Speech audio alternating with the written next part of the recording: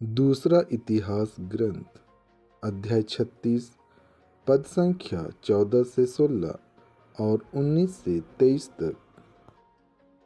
याजकों के नेताओं में और जनता में भी बहुत अधिक अधर्म फैल गया, क्योंकि उन्होंने गैर यहूदी राष्ट्रों के घृणित कार्यों का अनुकरण किया और प्रभु द्वारा प्रतिष्ठित यरूशलेम का मंदिर अपवित्र कर दिया। प्रभु उनके पूर्वजों का ईश्वर उनके पास अपने दूतों को निरंतर भेजता रहा, क्योंकि उसे अपने मंदिर तथा अपनी प्रजा पर तरस आता था। किंतु उन्होंने ईश्वर के दूतों का उपहास किया, उसके उपदेशों का तिरस्कार किया और उसके नबियों की हंसी उड़ाई। अंत में ईश्वर का क्रोध अपनी प्रजा पर फूट पड़ा और उससे बचने का कोई उपाय नहीं रहा। बाबुल के लोगों ने ईश्वर का मंदिर जलाया, यरूशलेम की चार दीवारी गिरा दी, उसके सब महलों का आग लगाकर सर्वनाश किया और उसकी सब बहुमूल्य वस्तुएं नष्ट कर दी गई। जो लोग तलवार से बच गए उन्हें बंदी बनाकर बाबुल ले जाया गया। वहां वे तब तक राजा और उसके वंशजों के दास बने रहे जब तक फारसी लोगों का राज्य स्थापित नहीं हुआ।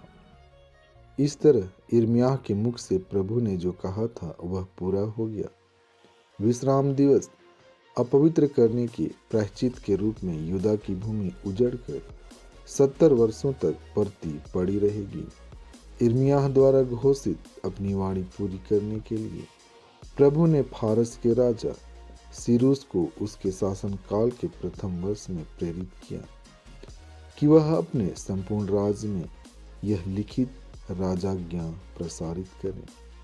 फारस के राजा तीरूस कहते हैं, प्रभु स्वर्ग के ईश्वर ने मुझे पृथ्वी के सब राज्य प्रदान किए और उसने मुझे यहूदिया के यरूशलेम में एक मंदिर बनवाने का आदेश दिया है। ईश्वर उनके साथ रहे जो तुम लोगों में उसकी प्रजा के सदस्य हैं। वे लोग यरूशलेम की ओर प्रस्थान करें। एफेसियों के नाम संत पौलुस का पत्र अध्याय 2 पद संख्या 4 से 10 तक। परंतु ईश्वर की दया अपार है। हम अपने पापों के कारण मर गए थे, किंतु उसने हमें इतना प्यार किया कि उसने हमें मसीह के साथ जीवन प्रदान किया। उसकी कृपा ने आप लोगों का उद्धार किया। उसने ईसा मसीह के द्वारा हम लोगों को पुनर्जीवित किया और स्वर्ग में बैठाया। उसने ईसा मसीह में जो दयालुता दिखाई, उसके द्वारा उसने आगामी युगों के लिए अपने अनुग्रह की असीम समृद्धि को प्रदर्शित किया। उसकी कृपा ने विश्वास द्वारा आप लोगों का उद्धार किया है।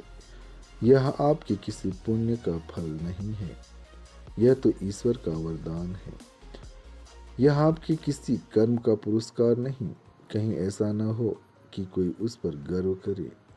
ईश्वर ने हमारी रचना की, उसने ईसा मसीह द्वारा हमारी सृष्टि की, जिससे हम पुण्य के कार्य करते रहें और उसकी मार्ग पर चलते रहें, जिसे ईश्वर ने हमारे लिए तैयार किया है।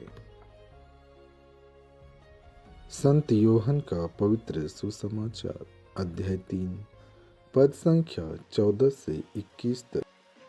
जिस तरह मूसा ने मरुभूमि में सांप को ऊपर उठाया था, उसी तरह मानव पुत्र को भी ऊपर उठाया जाना है, जिससे जो उसमें विश्वास करता है वह अनंत जीवन प्राप्त करे।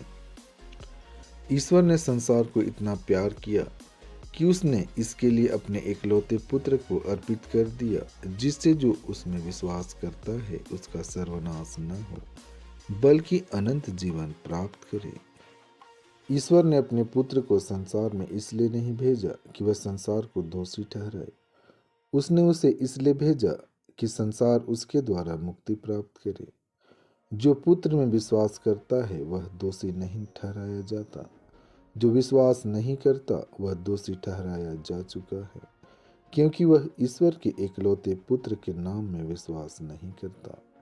दंडाज्ञा का कारण यह है कि ज्योति संसार में आई है और मनुष्यों ने ज्योति की अपेक्षा अंधकार को अधिक पसंद किया, क्योंकि उनके कर्म बुरे थे। जो बुराई करता है वह ज्योति से बैर करता है और ज्योति के पास इसलिए नहीं जाता कि कहीं उसके कर्म प्रकट न हो जाएं।